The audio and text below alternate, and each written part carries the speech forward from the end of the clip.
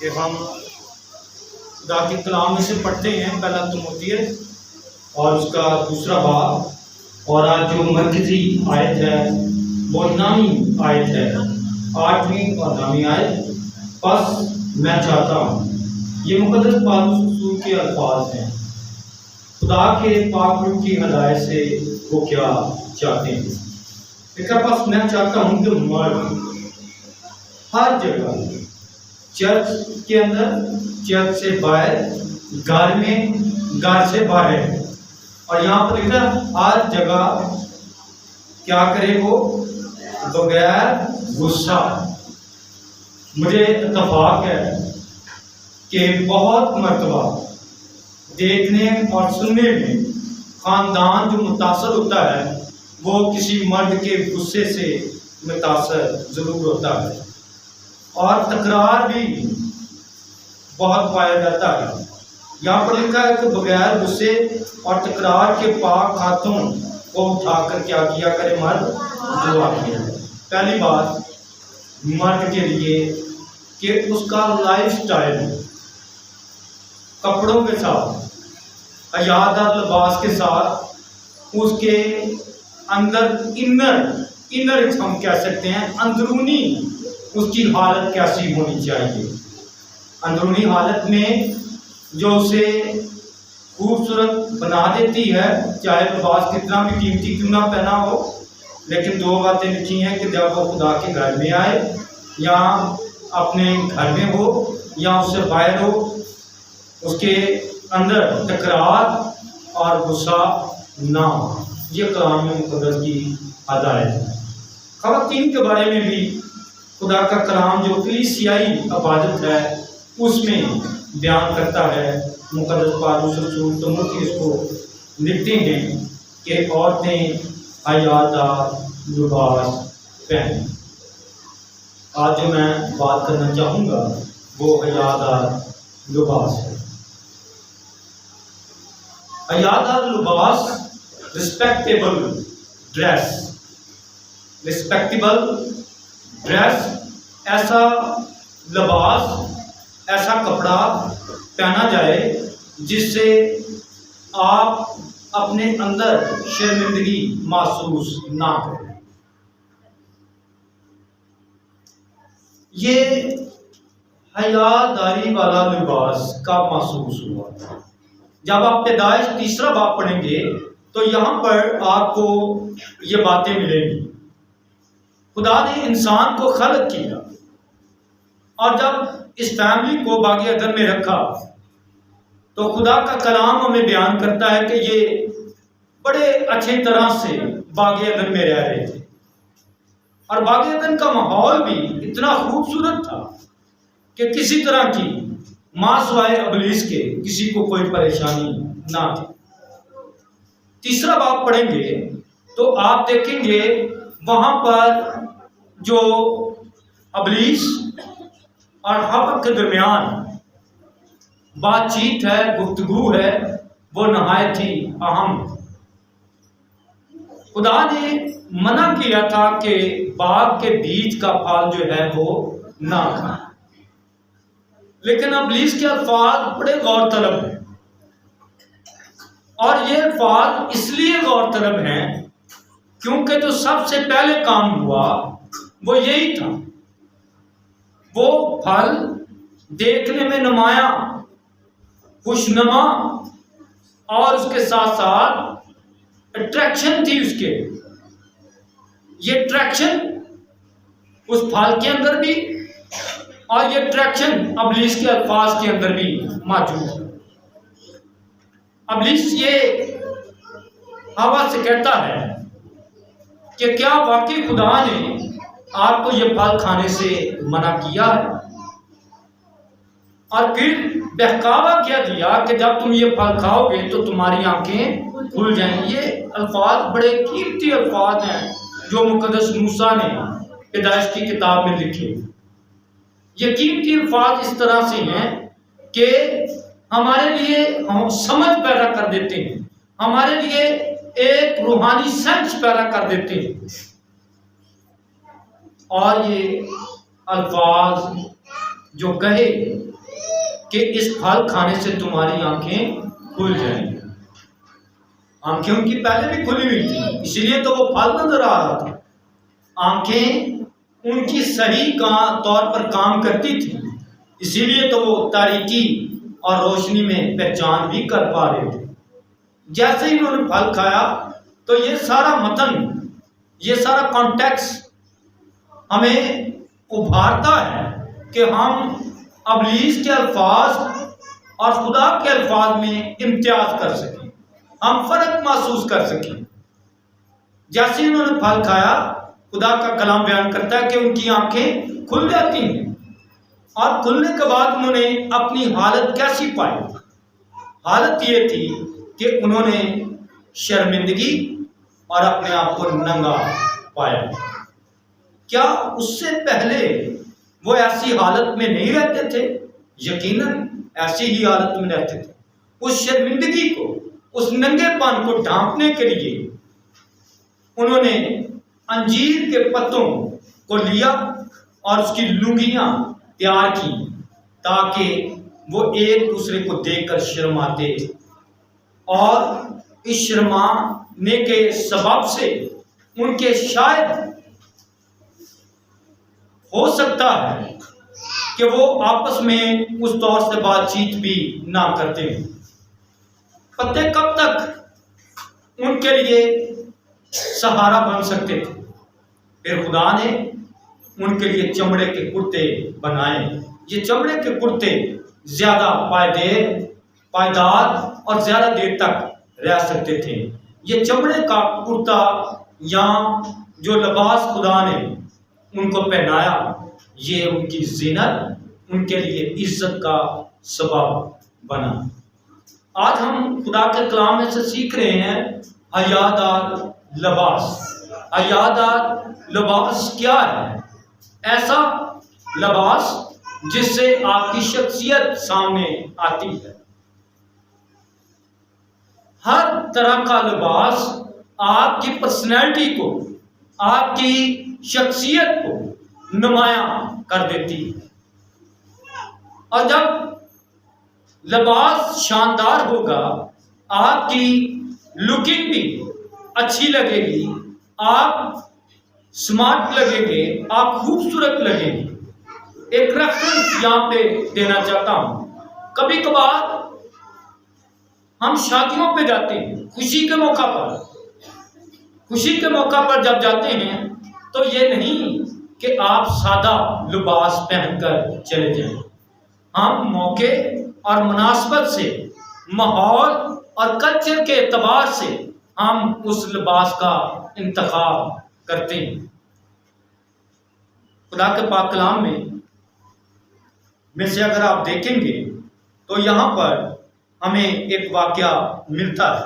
متی کی انجیل اس کا 28واں باب اور اس کی 11ویں آیت سے جب آپ پڑھیں گے تو یہاں پر لکھا ہے کہ ایک ایسا شخص بھی شادی کے ماحول میں موجود تھا جو شادی کے لباس میں نہیں تھا۔ یہاں پر تفصیل بیان نہیں کی گئی کہ اس کا لباس کس طور سے موجود تھا یا اس نے کس طرح کے کپڑے پہنے تھے، حیادار تھے یا بے حیا کپڑے پہنے تھے، لیکن یہ بات ضرور یہاں پر واضح ہے کہ اس نے شادی کا لباس نہیں پہنا ہوا۔ آپ خود بھی محسوس کریں گے، کبھی آپ سادے کپڑے پہن کر شادی کے ماحول میں جائیں اور وہاں پر لوگوں نے زیادہ قیمتی لباس پہنے ہوں تو آپ اپنے اندر ایک شرمندگی، انکانفیڈنس محسوس کریں گے۔ آپ کو لگے گا کہ شاید میری خود اعتمادی، میرا خود اعتماد ہونا کمزور دکھائی دے گا۔ لیکن جیسے ہی آپ نے نئے کپڑے پہنے ہوں گے، نئے رنگوں اور نئے رنگوں کے ساتھ ساتھ ایسے کپڑوں کا انتخاب کیا ہوگا، ایسے لباس کا انتخاب کیا ہوگا تو آپ اشاش بشاش اور ایکٹیو نظر آئیں گے۔ یہ لباس جس کا ذکر یہاں پر کیا جا رہا ہے، حیادار لباس، ہم اس کے بارے میں کافی باتیں سیکھ رہے ہیں۔ حیادار لباس عبرانی معاشرے میں بڑا اہم کردار ادا کرتا، خاص طور پر مذہبی دنیا کے اندر حیادار لباس بہت ہی اہمیت رکھتا تھا۔ کاہنوں کے بارے میں لکھا ہوا کہ کاہن کبھی بھی اپنے پاس سے لباس نہیں لے کر آتے تھے۔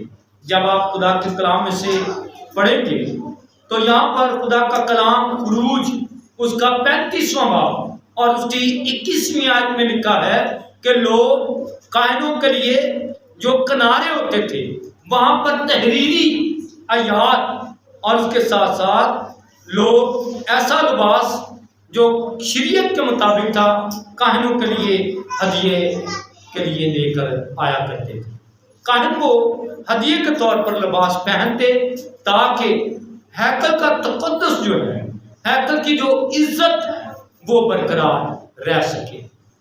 اور اس کے ساتھ ساتھ مذہبی دنیا کے اندر صبح کے وقت اور شام کے وقت جب وہ عبادتیں کیا کرتے تھے تو اپنے لباس کا، اپنے کپڑوں کا نہایت ہی خیال رکھتے تھے۔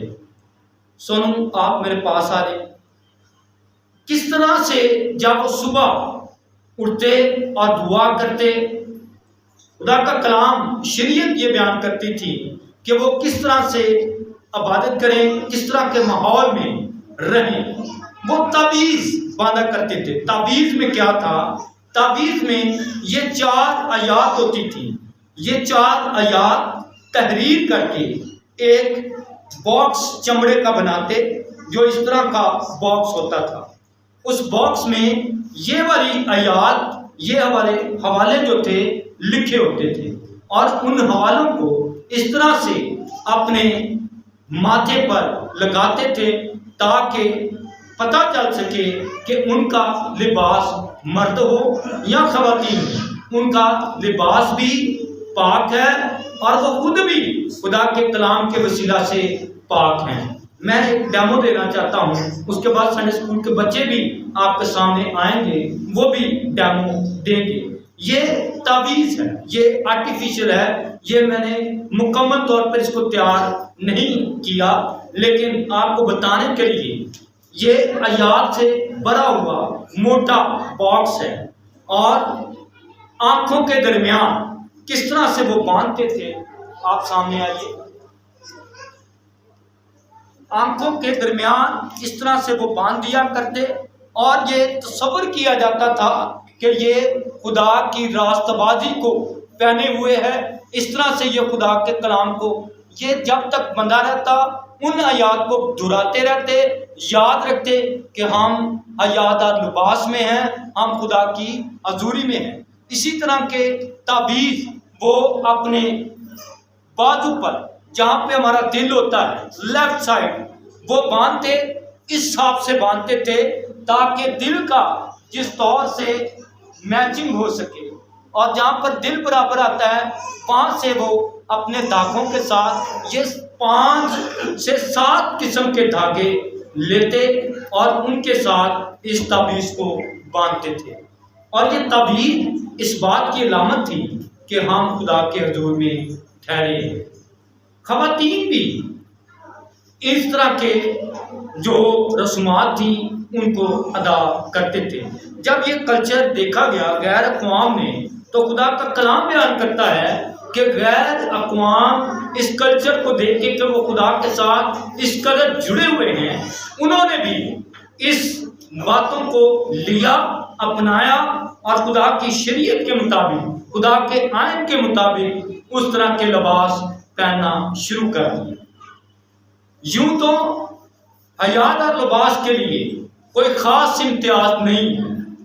مثال کے طور پر ہم کہتے ہیں مرد شلوار اور قمیص پہنتا ہے، اسی طرح سے خواتین کے لباس کے لیے بھی قمیص اور شلوار کا لفظ استعمال کیا جاتا ہے، لیکن ہم بآسانی سمجھ سکتے ہیں بے شک یہ لفظ مرد اور عورت کے لباس کے لیے استعمال ہوتا ہے، لیکن اس کے ساتھ ساتھ خواتین کے لباس پر بیل بوٹے اور طرح طرح کی کڑھائی اور مختلف طرح کے رنگ استعمال کیے جاتے تھے، لیکن مردوں کے لیے شلوار قمیض رنگ دار لیکن سادے سلائی کیے جاتے تھے۔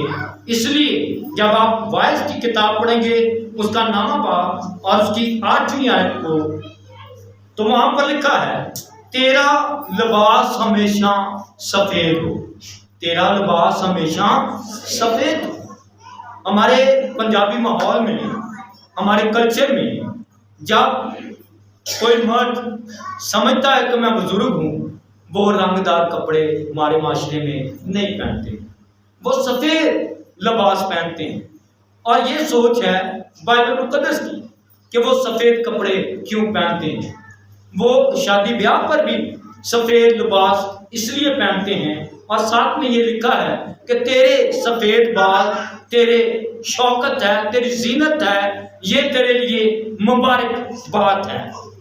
یہ سفید لباس اس بات کی علامت ہے کہ ہم بزرگ ہیں، اور ہم رنگ دار کپڑے اس لیے نہیں پہن رہے کیونکہ خدا نے یہ بزرگی ہمیں عنایت کی ہے۔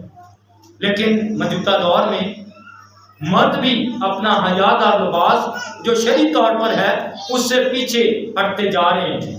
اس لیے نہ صرف یہ خواتین کے لیے بات ہے بلکہ مردوں کے لیے بھی یہی بات ہے کہ وہ کس طرح کا لباس استعمال کریں۔ ابھی سنڈے اسکول کے بچے آپ کے سامنے آئیں گے اور پھر ہم ڈیمونسٹریشن دیں گے کہ کس طرح کا آج کل کے کلچر میں فیشن، جس کا نام فیشن کہا جاتا ہے یا ماڈرنزم کہا جاتا ہے، یہ کس طرح سے ہماری شخصیت کو متاثر کر رہا ہے، کس طرح سے ہمارے دل آزاری بھی ہو رہی ہے، ہم خدا کے کلام سے دوری اختیار کرتے جا رہے ہیں، اور کس طرح سے ہمارا معاشرہ آنے والے دور میں بھی بگڑتا نظر آتا آپ کو نظر آئے گا۔ میرے جو خدا کا کلام یہ کہتا ہے کہ ہم حیادار لباس استعمال کریں۔ میرے پاس یہ ایک دوپٹہ ہے، یہ دوپٹہ عیسائیہ 3 باب اس کی 22ویں آیت میں پڑھیں گے، خواتین اپنے لباس کے ساتھ دوپٹے کا استعمال کرتی تھی، لیکن کاہن بھی اس طرح کا دوپٹہ استعمال کرتے تھے۔ لیکن وہ دوپٹہ کیوں استعمال کرتے تھے؟ اس کے اوپر ایک کنارے پر جو اس طرح کا فولڈ کیا ہوا دوپٹہ ہوتا تھا، اس کے ایک کنارے پر 7 رنگوں کا ایک ڈوری لگائی جاتی تھی، جو آسمانی یعنی اسکائی بلو کہہ سکتے ہیں یا نیلے رنگ کہہ سکتے ہیں، وہ ڈوری زیادہ نمایاں ہوتی، اور اس ڈوری کو، اس دوپٹے کو کاہن یوں اپنے بازوؤں پر پھیلائے رکھتے تھے، اور وہ ڈوری پیچھے کی طرف، بلو ڈوری جسے نیلے رنگ کہتے ہیں، وہ پیچھے کی طرف ہوتی تھی، جو اس بات کی علامت تھی کہ ہم خدا کے حضور میں راست بازی کا لباس پہنے ہوئے ہیں، ہم خدا کے نزدیک اپنے آپ کو اچھے طور سے پیش کر سکتے ہیں۔ تو سنڈے اسکول کے بچے سامنے آ جائیں گے۔ یہ دوپٹہ جو میرے پاس ہے، اس کے معنی آپ کے سامنے رکھنا چاہتا ہوں۔ عیسائیہ کی کتاب اس کے 3 باب اور اس کی 22ویں آیت میں دوپٹوں کا ذکر آیا ہے۔ دوپٹے کیا ہے؟ دوپٹہ کا معنی ہے سرکنا، تھرتھرانا، ہلنا۔ ادھر اوپر سٹیج پہ آ رہے ہیں۔ دوپٹہ ہوا کے جھونکے سے کیا ہوتا ہے؟ ہلتا ہے، تھرتھراتا ہے، یہ دوپٹے کے معنی ہیں۔ اور چادر لفظ جو استعمال کیا جاتا ہے، یہ اس لیے استعمال کیا جاتا ہے تاکہ خواتین ہوں یا مرد ہوں، وہ اپنے پورے جسم کو کور کر سکیں، اس کو لپیٹ سکیں۔ جب آپ یہودی معاشرہ پڑھیں گے تو غلام یا نوکر جو کھیتوں میں کام کرتے تھے، وہ چادر کا استعمال کرتے تھے۔ چادر اس لیے استعمال کرتے تھے تاکہ دھوپ سے، گرمی سے بچا جا سکے، لیکن شام کو جب ٹھنڈا موسم ہو جاتا تھا، وہی چادر اپنے گرد پیٹ لیتے تھے تاکہ سردی کے موسم میں بچ سکیں، ان کو سردی نہ لگے۔ خواتین دوپٹہ اس لیے استعمال کرتی تاکہ ان کے بال اور ان کا ماتھا مکمل طور پر کور رہے۔ جس طرح سے ہمارے پاس ایک بیٹی ہے جس نے نقاب کیا ہوا ہے، اس کے لیے یہ دوپٹہ ہے، لیکن نقاب جو ہے یہ بھی بائبل کے اندر لفظ آیا ہے۔ برقع، نقاب، یہ اسی بات کا ثبوت ہے کہ ہم کس طرح سے اپنے آپ کو کور کر سکتے ہیں۔ اس کے ساتھ ساتھ آپ دیکھیں گے کہ ایک بیٹی نے شادی کا لباس پہنا ہوا ہے، ادھر سامنے شادی میں ہم رنگ دار لباس جو ہے وہ پہنتے ہیں تاکہ ہم اس شادی کو، اس جو جگہ ہے یا اس مقام کو، اس ماحول کو سیلیبریٹ کر سکیں۔ تھینک یو، آپ نیچے چلے جائیں۔ اسی طرح سے کبھی کبھار ہم ایسے بھی لوگوں کو دیکھتے ہیں، یہ بچوں کو اس لیے میں نے تیار کیا تاکہ ہم ڈیمو دیکھ سکیں، ہم سمجھ سکیں کہ لباس کی جو ہماری شخصیت پر اہمیت ہے وہ کس طرح سے ہم سمجھ سکتے ہیں۔ اس طرح کے حالت کو ہم ماڈرنزم یا فیشن کہہ سکتے ہیں، جس میں بال گوندنا، طرح طرح کی لٹیں بنانا۔ لیکن خدا کا کلام کیا کہتا ہے؟ کبھی کبھی آپ دیکھیں گے پونچھے جو ہیں وہ اونچے ہوتے ہیں، جو کہ یہ حیادار لباس کی نفی کرتے ہیں۔ یہ خدا کا کلام ہمیں اجازت نہیں دیتا۔ مرد بھی آج کل ایسا ہی لباس جو ہے وہ پہنتے ہیں جس سے ان کی ٹانگیں نمایاں ہوں، جو کہ بائبل مقدس کے مطابق یہ باتیں درست نہیں ہیں۔ اگر لباس کے بارے میں آپ مزید تفصیل میں جانا چاہتے ہیں تو خدا کا کلام بڑا ہی آپ کو واضح طور پر عیسایہ اس کا 3 باب مکمل طور پر پڑھیے، آپ کو ان ساری باتوں کا ذکر خدا کے کلام میں سے ملے گا۔ آپ بھی نیچے چلیں۔ کبھی کبھار نوجوان اس طرح کا لباس پہن کر آ جاتے ہیں جو کہ چرچ میں نہیں پہن کے آنا چاہیے۔ بازو ننگے نہ، ٹانگیں ننگی نہ۔ یہ لباس آپ گھر میں ضرور، گھر کی 4 دیواری کے اندر ضرور پہن سکتے ہیں، لیکن چرچ میں اس طرح کا لباس، کبھی کبھار خواتین ہاف بازو شرٹ پہن آتی ہیں جس سے ان کے بازو جو ہیں وہ نمایاں ہوتے ہیں۔ لیکن خدا کا کلام کیا کہتا ہے؟ اپنے جسم کو کیا کرنا ہے؟ ہم نے پورا ڈھانپنا ہے۔ حیات کا لباس کا مطلب ہے کہ ہم نے اپنے باڈی کو پوری طرح سے کور کرنا ہے۔ مقدس پالوس رسول یہی سکھانا چاہتے ہیں کہ عزت دار لباس، یہاں حیات کا لباس سے مراد یہ ہے کہ ایسا لباس جس سے آپ نقص نہ نکال سکیں، ایسا لباس جس سے آپ کا بدن جو ہے وہ مکمل طور پر چھپ جائے، چہرہ نمایاں رہے، ہاتھ نمایاں رہیں، آپ کے پاؤں نمایاں رہیں، لیکن آپ کی پوری باڈی جو ہے وہ کور ہو۔ اس کو مقدس پالوس رسول کہتے ہیں کہ یہ حیادار لباس ہے۔ اسی طرح اور بچے بھی ہیں ہمارے پاس جو ہاف بازو پہنے ہوئے، سلیو لیس پہنے ہوئے ہیں۔ اس طرح کا جو لباس ہے یہ ہم نے خود بچوں کو کہا تھا کہ ایسے کپڑے پہن کے آئیں۔ یہ اس طرح کے جو کپڑے گرمی کے موسم میں پہننے چاہیے، لیکن چرچ میں آپ اس طرح کے کپڑے جو ہیں وہ استعمال نہ کریں۔ ہمارے پاس شلوار قمیض میں بھی بچے ہیں جو کہ پاکستانی کلچر کے مطابق ہیں۔ آپ نیچے آئیں، آپ دیکھ جائیں۔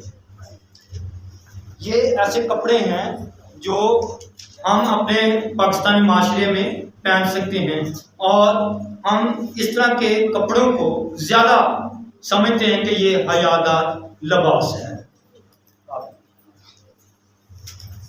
کبھی کبھی ہم نئے ڈیزائن چاہتے ہیں، کپڑوں کے نئے سٹائل چاہتے ہیں۔ اس طرح کے کپڑے پہننے کوئی بری بات نہیں ہے، لیکن اگر آپ نے مکمل طور پر اپنے جسم کو کور کیا ہوا ہے تو یہ حیادار لباس ہے۔ خدا کے کلام میں ہمیں اس طرح کی باتیں جو ہیں وہ ملتی ہیں۔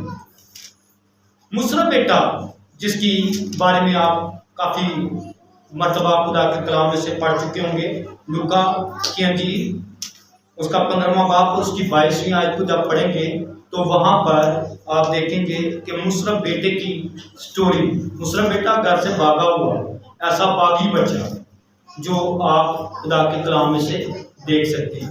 جب وہ اپنے باپ کا گھر چھوڑ کر چلا جاتا ہے، دولت لے کر چلا جاتا ہے، اس کے بعد خدا کا کلام یہ واضح کرتا ہے وہ اپنے باپ کے گھر میں واپس آتا ہے۔ تو باپ نے جب اسے معاف کر دیا تو خدا کا کلام کہتا ہے اس کے بارے میں، لوکا کی انجیل اس کا 15واں باب اور اس کی 22ویں آیت اگر آپ دیکھیں گے تو وہاں پہ لکھا ہے اچھے سے اچھا لباس جلد نکال کر اسے پہنا۔ اچھے سے اچھا لباس، اس کا مطلب یہ ہے کہ اس کا جو گندا لباس ہے وہ باپ کو پسند نہیں ہے۔ اسی طرح سے ہمارا روحانی طور پر کبھی کبھار لباس اتنا گندا ہوتا ہے کہ ہم خدا کے حضور آتے ہیں تو باپ کو یہ پسند نہیں ہے۔ وہ یہ چاہتا ہے کہ ہمیں اچھا سے اچھا لباس ملے۔ کیا آپ چاہتے ہیں کہ آپ کو اچھے سے اچھا لباس ملے؟ میں جسمانی لباس کی بات نہیں کر رہا، جسمانی پوشاک کی بات نہیں کر رہا۔ حیات لباس ہم ہر روز پہنیں، لیکن ہمیں ایک ایسے لباس کی ضرورت ہے روحانی طور پر جس پر ہم نے شاید کبھی کم سوچا ہو سکتا ہے ہم نے اس خیال کو اپنے دل سے نکال دیا ہو۔ یہ بھی ممکن ہے کہ ہم اس لباس کو لینا بھی نہ چاہتے ہیں۔ جب آپ مصر بیٹے کے بارے میں پڑھتے ہیں تو وہاں پہ لکھا ہے کہ باپ نے یہ کہا اچھے سے اچھا لباس جلد نکال کر اسے پہنا، کیونکہ یہ میرا بیٹا مر گیا تھا اب جی اٹھا ہے، یہ کھو گیا تھا اب مجھے ملا ہے، وہ گھر واپس آ گیا ہے۔ میرے تو جب آپ بھی گھر واپس آتے ہیں باپ نے نہایت ہی خوش ہوتا ہے، اور اس کی خوشی کا یہ سما ہے کہ قرآن کا کلام ہمیں سکھاتا ہے۔ ایک آیت آپ میرے ساتھ ضرور کھولیے، لوکا کی انجیل اور اس کا 24واں باب اور اس کی 49ویں آیت۔ یہ بڑی شاندار آیت ہے۔ ہم حیادہ لباس ضرور پہنیں، لیکن اس لباس کی طرف آج آپ ضرور غور کریں۔ یہ وہ لباس ہے جو روحانی طور پر آپ کو قوت دیتا ہے۔ یہ وہ لباس ہے جو خدا یسوع مسیح ہر ایک ایماندار کو، ہر چرچ ممبر کو دینا چاہتا ہے۔ یہ وہ لباس ہے جس کے بارے میں خدا یسوع مسیح نے اپنے ہر ایک شاگرد کو بتایا ہے۔ آپ اس کے شاگرد ہیں، آپ اس کے لوگ ہیں، وہ چاہتا ہے کہ آپ اس طرح کا حیادہ لباس پہنیں، اور یہ روحانی لباس بھی آپ کی زندگی میں آئے۔ میں آیت آپ کے سامنے رکھنا چاہتا ہوں، لوکا کی انجیل اس کا 24واں باب اور اس کی 49ویں آیت میں لکھا ہے، اور دیکھو جس کا میرے باپ نے وعدہ کیا میں اس کو تم پر نازل کروں گا، لیکن جب تک عالم بالا سے تم کو قوت کا لباس نہ ملے اس شہر میں ٹھہرے، جب تک تمہیں قوت کا لباس نہ ہو۔ یہ لباس ہے روح القدس کا، یہ لباس ہے پاکیزگی کا لباس، یہ قوت کا لباس جس کے بارے میں خدا یسوع مسیح نے ہمیں بتایا۔ ہمیں ہر روز اس لباس کی زیادہ فکر کرنے کی ضرورت ہے۔ ہم شاید جسمانی لباس کے لیے ہزاروں روپے خرچ کرتے ہیں، لیکن یہ مفت اور خدا یسوع مسیح کے خون سے خریدا گیا لباس کے لیے ہم کبھی فکر شاید نہیں کرتے۔ مقدس پالوس رسول بیان کرتے ہیں، پہلا تimotheus اس کا 2واں باب جب آپ پڑھیں گے تو یہاں پر مقدس پالوس رسول ان باتوں کو واضح طور پر بیان کرتے ہیں کہ ہمارے لیے قیمتی پوشاک کیا ہونی چاہیے، وہ ہے خدا کا قوت سے بھرا ہوا لباس، یعنی خدا کا روح القدس۔ وہاں پہ لکھا ہے قیمتی پوشاک کی ہم بڑی فکر کرتے ہیں، اور پھر لکھا ہے کہ اگر اپنے آپ کو سنوارنا ہے تو نیک کاموں سے، یعنی دنیاوی روحانی کاموں سے ہم اپنے آپ کو سنواریں، خوبصورت بنائیں۔ جس طرح سے آپ اپنے لباس کو خوبصورت بنانا چاہتے ہیں، اسی طرح سے آپ جسمانی طور پر بھی اپنے آپ کو خوبصورت بنانے کے ساتھ ساتھ روحانی طور پر خدا کے کام کر کے بھی آپ اپنے آپ کو خوبصورت بنائیں۔ آئیں ہم اپنے سر کو جھکائیں اور اس بات کے لیے ہم فکر کریں کہ میں جسمانی لباس کے لیے تو نہایت ہی فکر کرتا ہوں، کیا آسمانی لباس جس کا خدا یسوع مسیح نے لوکا کی انجیل اس کے 24ویں باب کی 49ویں آیت میں کہا ہے، کیا قوت کا لباس ہم لینے کے لیے تیار ہیں۔ میرے عزیزو، آج موقع اور وقت ہے کہ ہم اس قوت کے لباس کو حاصل کریں، خدا ہم سے مانگیں کہ خدا تو ہمیں قوت کا لباس عطا فرما۔ جماعت میں سے کوئی بھی آج کے کلام پاک کے لیے شکر گزاری کی دعا میں رہنمائی کرے۔ قدوس قدوس ابدیت کے باپ سلامتی کے شہزادے، تیرا شکر کرتے ہیں آج کے کلام کے لیے